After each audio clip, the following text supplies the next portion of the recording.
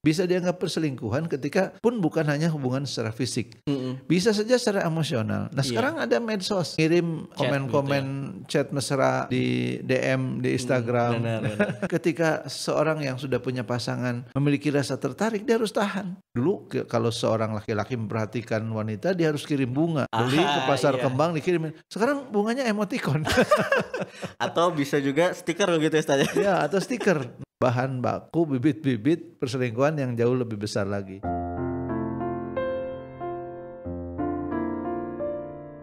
Ya karenanya memang Ustadz kalau udah berbicara mengenai pihak-pihak yang dirugikan tadi ya seperti yang disampaikan juga ternyata anak juga bisa kena dampaknya Ustadz ya. Ya selain yang melakukan perselingkuhan pasangannya, anak juga jadi kena dampak.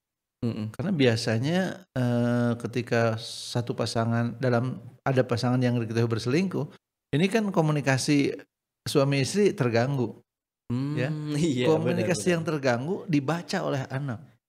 Wah itu bahaya. Seorang wanita yang mengetahui suaminya memiliki will, tapi suaminya nggak ngaku gitu, tapi saya tahu dan saya punya bukti, dan kemudian komunikasinya jadi mandek. Ini harus gimana? Terus siapa yang tahu? Anak-anak tahu Pak, mereka melihat saya. Karena suami saya di rumah berperilaku dingin pada saya. Waduh. Dan anak-anak tahu, anak-anak jadi anak-anak akan jadi korban. Kenapa? Karena mereka kemudian melihat pola komunikasi yang buruk. Padahal jiwa anak itu kan ingin dihangatkan, mendapat sentuhan kasih sayang dari ayah dan ibunya. Betul. Ketika ayah dan ibunya juga mengalami masalah, maka sang anak juga akan jadi korban karena dia menjadi sendirian menghadapi. Mau ngomong ke siapa? Ibunya nangis, bapaknya judes misalnya, atau sebaliknya. Iya benar-benar akhirnya. Ada bisa sebaliknya juga karena bapaknya yang nangis, ibunya yang judes ada juga. Iya, dan ini akhirnya membuat mental si anak juga akan terganggu Ustadz ya. Ya, kalau mentalnya terganggu, tumbuh kembangnya tidak optimal, tidak bahagia, mungkin prestasi belajarnya terganggu. Kemudian juga lebih hebat lagi psikisnya terganggu, banyak sekali hal yang akan merugikan bagi masa depan anak. Bisa jadi nanti ini kejadian perselingkuhan dari orang tuanya ini akan terulang kembali Ustadz dari anaknya. Ya bukan terulang sih, cuma anak ngelihat sesuatu yang sangat tidak nyaman. Sangat tidak nyaman. Memang ada yang mengatakan bisa saja jadi seperti ditiru gitu ya. Iya. Tapi tentu saja itu asumsi yang masih terlalu jauh ya. Yang jelas anak yang ada di keluarga yang salah satu pasangannya melakukan perselingkuhan merasa terluka. Dan luka hati anak itu akan menyebabkan tumbuh kembang emosionalnya tidak bagus. Tentu perkembangan emosional yang tidak bagus itu akan membuat kecerdasan emosionalnya terganggu. Terganggu juga. Banyak hal yang akan jadi berantakan dari tumbuh kembang anak gitu Kang. Iya, jadi nggak hanya satu tapi bisa jadi sederet begitu ya Ustadz ya. Apalagi nanti kalau udah punya anak banyak. Tentu saja ini juga akan sangat merepotkan dan juga membingungkan Ustadz. Kalau tadi berbicara kembali ke kasus perselingkuhan yang ada di Indonesia ini Ustadz, kita jangan jauh-jauh di dunia, di Indonesia dulu begitu ya Ustadz ya. Ini kan menjadi salah satu bagi saya tamparan keras Ustadz. Tamparan keras karena selingkuh yang biasa di ini kan biasanya kan kalau kita lihat gitu ya ketemuan langsung dan lain sebagainya. Tapi sekarang ada jenisnya, ada macam-macamnya lagi nih Ustadz ya. Karena berkembangnya teknologi begitu Ustadz, digital. Ya, saya jadi ingat ada kasus yang sudah lama sekali. Iya. Seorang wanita yang menikah sesudah lulus SMA. Jadi dia nggak punya laki-laki lain kecuali suaminya.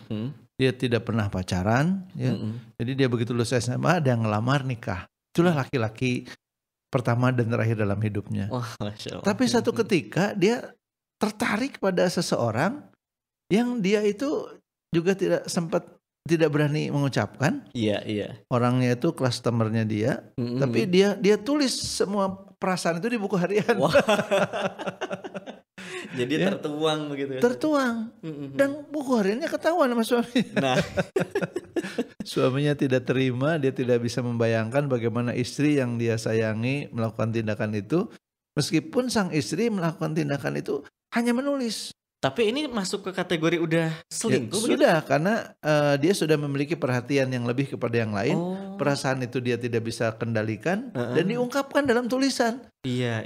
Saya dalam hati sih waktu itu mau bilang, bet ibu nulis segala. Dalam hati kan, tapi nggak saya sampaikan. Iya. Tapi ujungnya bisa didamaikan. Meskipun suaminya asalnya sudah memutuskan akan menceraikan istrinya. Jadi bisa dianggap perselingkuhan ketika pun bukan hanya hubungan secara fisik, bisa saja secara emosional. Nah sekarang ada medsos ya, nah, mengirim komen-komen chat mesra di DM di Instagram, atau komen-komen yang spesial, itu harus dihindari. Ketika seorang yang sudah punya pasangan memiliki rasa tertarik, dia harus tahan.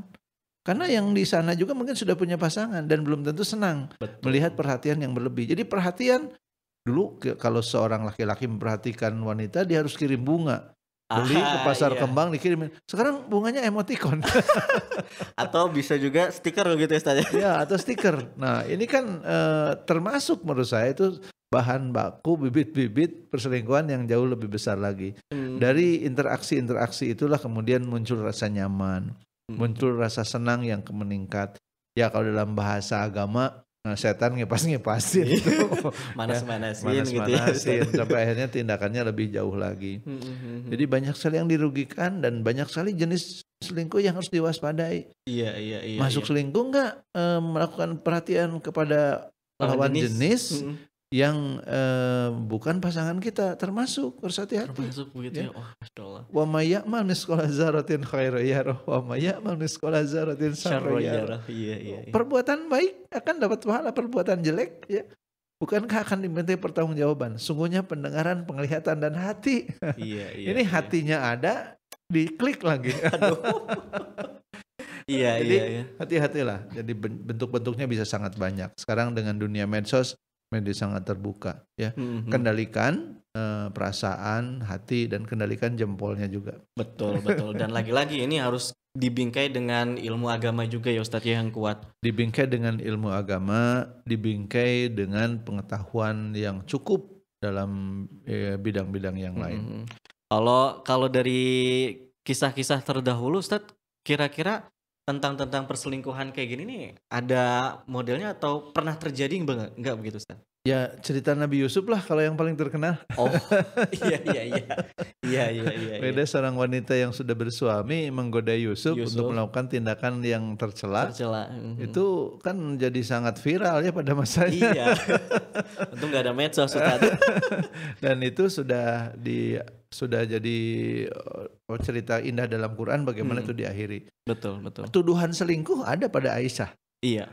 Hanya karena Aisyah pulang dari satu tempat naik unta dikawal oleh seorang pemuda. Padahal Aisyah tertinggal karena mencari kalungnya. Nah, jadi ada peristiwa yang dianggap saja sampai ke situ gitu. Jadi kalau dilihat bagaimana pelajarannya sudah ada. Bahkan hati-hati ya menghadapi fitnah. Siti Aisyah tidak bermaksud tapi kena fitnah. Nah, hati-hati tidak maksud selingkuh, cuma senang aja gitu. Senang aja juga udah. Saya menegur keras jamaah yang berfoto dengan ustadz dan fotonya dijadikan profil. Enggak boleh kan Anda punya suami gitu. Habis ngefans banget. Apalagi kalau idola gitu ya Ustaz. Iya, idol itu kan berhala ya. Iya benar. Harus ada batasnya ya. Ya para ustadz juga harus mengingatkan. Foto berdua mungkin dihindari gitu ya. Kemudian diberitahukan. Kadang-kadang fotonya bareng-bareng di crop lagi. Itulah canggihnya teknologi sekarang Ustaz. Harus diingatkan. Saya sampai menyampaikan secara etika itu tidak boleh ya. Ibu sudah punya pasangan. Ya bagaimanapun mungkin pasangan ibu memendam ya, merasa tidak nyaman. Tapi mau bilang gimana? Ibu bilang ini nggak ada apa-apa. Sama suami juga ya. Hati-hati memasang sesuatu yang tidak pada tempatnya, itu hanya akan bikin perkara aja. Jadi dari yang sekecil itu ternyata bisa menimbulkan dan juga menyebabkan perselingkuhan juga begitu ya Ustaz? Ya bisa jadi jalan untuk menuju perselingkuhan. Jadi bukan hanya perselingkuhan fisik tapi juga emosionalnya. Bahkan kemudian perhatian yang berlebihan. Nanti dampak-dampaknya macam-macam Kang. Tidak berterus terang. Karena inti dari perselingkuhan itu kan merahasiakan sesuatu. Benar. Dan merahasiakan sesuatu itu dalam bahasa agama dosa. Oh gitu. Al-ismu, dosa itu adalah ketika kamu tidak suka apa yang kamu lakukan diketahui orang lain. Udah jelas tuh, by definisi iya. udah ketahuan gitu. Saya nggak suka ini ketahuan oleh orang lain ya, maka diam-diam itu sudah dosa. Masuk definisinya itu sudah. Makanya kalau sudah begitu, udahlah ini dosa, hentikanlah ya. Nanti konten atau PIN HP-nya diprotek, kemudian keuangan ya. Kalau yang sudah sampai misalnya jadi membelikan barang-barang, mengirimkan, ya itu akan menjadi hal yang memperburuk keadaan. Benar. Secara ekonomi nggak bagus-bagus amat, tapi kok lebih senang memberikan hadiah untuk seseorang bukan berhak daripada untuk keluarga sendiri. Keluarganya, iya. Jadi kemana-mana. Ya Ustadz, ini menarik ya, fenomena perselingkuhan ternyata terjadi di dunia nyata Ustadz ya. Tidak hanya di sinetron-sinetron, kan biasanya kalau kita lihat tontonan di sinetron akan banyak sekali begitu ya Ustadz ya. Ya, dan ternyata sinetron itu juga diambil dari dunia nyata. Itu dia. Gak sekedar mereka. Kenapa sinetron disukai? Banyak yang di dunia nyatanya beneran ada. Betul. Dan ini perlu ada tindakan dan juga langkah-langkah preventif nih Ustadz bagi setiap pasangan ya, terutama kalau sudah nikah, kalau udah memang udah punya komitmen yang teteg, saklek begitu. Karena kalau udah nikah kan biasanya mobil tuh nikah ya itu udah segala urusan ya udah jadi komitmennya kan ya Ustadz ya. Iya. Jadi pernikahan itu perjanjian yang agung. Al-Mitsaqon Golizo. Iya. Pernikahan itu perbuatan yang sangat terhormat. Perintah Allah, sunnah Rasulullah. Tapi selalu diingatkan bahwa dalam pernikahan itu bukan berarti segala hal akan tiba-tiba jadi nyaman, jadi baik. Akan ada ujian dan cobaan. Nah, maka langkah untuk preventif kita mencegah adanya perselingkuhan, ingat kembali, pahami dengan benar apa arti berpasangan. Apa arti pernikahan. Apa arti pernikahan itu adalah ibadah yang paling panjang. Betul. Jadi jangan cuma sekedar didengar terus dilupakan, dipahami. Ini ibadah. Oh, ini komitmen, ini berpasangan. Oh, ini ada perintah Allah. Iya. Nah, dijadikanlah pernikahan itu dirasakan sebagai sesuatu yang sangat terhormat. Ibarat mahkota yang harus dijaga. Betul Ustaz. Ya, jangan sampai dia dicederai oleh hal-hal yang membuat mahkota itu jadi tercederai gitu. Dulu jadi ada film gitu ya? Judulnya Serpihan Mutiara Retak. Tahun berapa itu Ustaz? Belum lahir. Tapi di situ digambarkan bagaimana keluarga yang berantakan karena masing-masing pasangannya memiliki pasangan yang lain di luar pernikahan, itu menyebabkan anak-anak yang broken home. Jadi istilahnya merekatkan kembali mutiara itu susah. Iya. Nah, jadi jagalah keluarga kita, pasangan kita, anak-anak kita. Pahami betul bagaimana nilai-nilai pernikahan yang sakral itu. Dan cobalah memiliki komunikasi yang baik antar pasangan. Terbuka seterbuka-terbukanya ya. Iya. Ada beberapa hal yang tidak harus terbuka. Pasangan suami boleh kok tidak terus terang ke istrinya berapa gajinya. Ya, asal mencukupi aja. Asal sudah tertunaikan begitu. Gak usah bilang kalau gaji 50 juta kalau udah bisa ngasih 30 ya udah. Iya. Jadi tidak harus, karena kalau ternyata diberitahukan semuanya juga mungkin sang suami tidak bisa melakukan investasi dan tindakan-tindakan yang berkaitan dengan pekerjaan. Iya. Kalau terlalu kecil mungkin sang istri juga sedih, suami saya gajinya kecil banget gitu. Jadi nggak pede jadi istri dan jadi suami. Iya. Jadi lakukan upaya komunikasi yang baik, banyak ngobrol ya.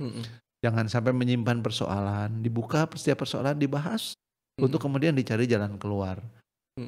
You cannot not communicate katanya kan. Anda tidak bisa tidak berkomunikasi. Baud itu komunikasi. Kalau ada yang komunikasinya baud, upayakan supaya sampai pada tersenyum. Ada kegiatan bersama antara suami istri bareng-bareng. Ya, pergi ke masjid bareng-bareng, ikuti kajian bareng-bareng, jalan kaki bareng-bareng, pergi ke pasar bareng-bareng. Pagi Ustaz, ya, jalan-jalan. Ya, jalan pagi, pergi ke pasar bareng ya. Masak bareng, ya. Itu asik banget ya. Nyuci bareng ya, istri nyuci, suami nemenin, itu kan nyuci bareng. Suami cuma nemenin. Gak apa-apa, lumayan. Benar-benar. Jadi memang harus ada tindakan yang nyata, real begitu ya Ustadz ya, untuk bisa membangun dan juga memperkuat suatu hubungan itu juga. Dan kadang-kadang tindakannya tidak terlalu aneh-aneh, tidak terlalu memakan biaya, sekedar nganter ke pasar, sekedar jalan bareng, sekedar berbagi tugas. Oke Bu, Ibu yang nyetrika, ayah yang nyuci. Iya, atau mau sebaliknya nih. Iya. Jadi berbagi tugas rumah tangga itu hal yang sangat membahagiakan. Betul. Kata istrinya, udah nggak usah, ayah nyari duit aja. Semua ibu beresin, tapi semua ayah penuh ya. Nah, itu dia ya. Jadi gitu. Enak banget Ustadz kalau udah terjalin komunikasi yang baik dan juga tadi ya saling belajar bersama, karena intinya kalau keluarga itu adalah sebuah ibadah yang lama juga ya Ustadz ya, ibadah terlama. Ibadah yang lama itu harus dipahami betul apa artinya, ya, supaya bagaimana jadi sangat bermakna. Gitu. Iya, baik, Masya Allah.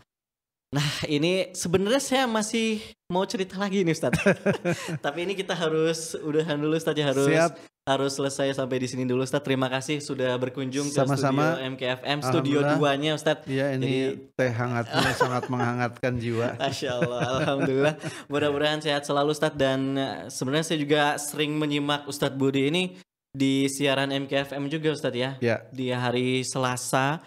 Jadi kalau Anda sahabat MK yang ingin menyimak storytellingnya Ustadz Budi, karena kalau dakwahnya dari Ustadz Budi adalah khasnya storytelling Ustadz. Ya. Karena orang senang mendengar cerita. Mendengarkan. Jadi pendengar yang baik begitu ya Ustadz ya. Alhamdulillah, sehat selalu Ustadz. Hatur nuhun. Selamat sampai tujuan. Hatur nuhun, terima kasih sahabat MK dan Anda semua. Jumpa lagi di waktu yang akan datang. Alhamdulillah. Terima kasih ya Ustadz ya. Dan itulah sahabat MK, kebersamaan kita di edisi kali ini, episode yang ketiga dalam segmen Ruang Keluarga. Mudah-mudahan kita bisa mengambil ibroh pelajaran dari kasus-kasus, dari kejadian yang terjadi di setiap harinya sahabat MK. Terima kasih sahabat Huda, pamit undur diri dari hadapan Anda sahabat MK. Terima kasih. Wassalamualaikum warahmatullahi wabarakatuh. Waalaikumsalam warahmatullahi wabarakatuh.